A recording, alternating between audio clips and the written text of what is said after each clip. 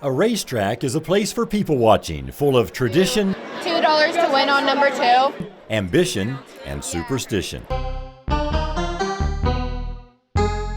Mystery hangs like a cloud over a track, with everyone trying to figure out the formula for success. Many of the people who come through the gates in Kentucky hope to get lucky. I think you have to find a penny before you bet. Penny on heads, then you bet, and then you win. Some of the bettors always look at the horses before going to the windows, many saying you should always go with the gray ones. If they're kind of frisky, bouncing around, that's my horse.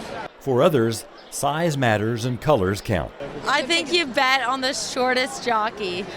Or any jockey that's wearing pink. Always go with pink.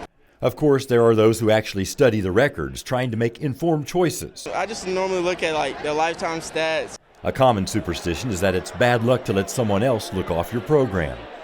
Numbers often come into play. I do not pick any unlucky numbers from me, so 2, 4, 6, and 8. I just don't like even numbers. And number 5 is always the one I have to bet, and then I have to go to the same lady or the same person every time I make my bet. Always go with your home phone number.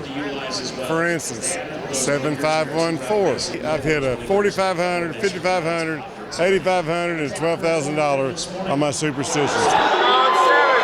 The superstitions carry beyond the grandstand and the betting windows.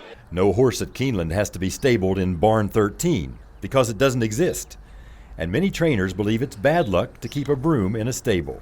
Of course, almost every jockey will admit to having superstitions. Perhaps the most common is to not change a piece of apparel if they're having a good week, maybe wearing the same riding pants or boots for several days in a row. I know that there was the one meet at Turfway Park where I was really having a good meet, and I wore the same underwear every single day.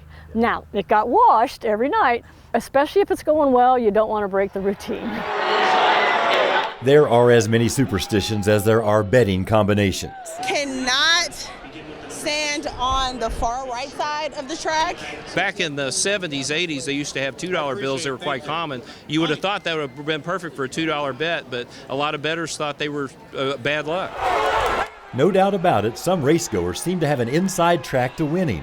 But a lot of it does come down to luck. We're just out here to enjoy this and just have a good time. We're not superstitious people. Most everyone agrees there's something magical about the racetrack. And many of the people cashing tickets are charmed, I'm sure.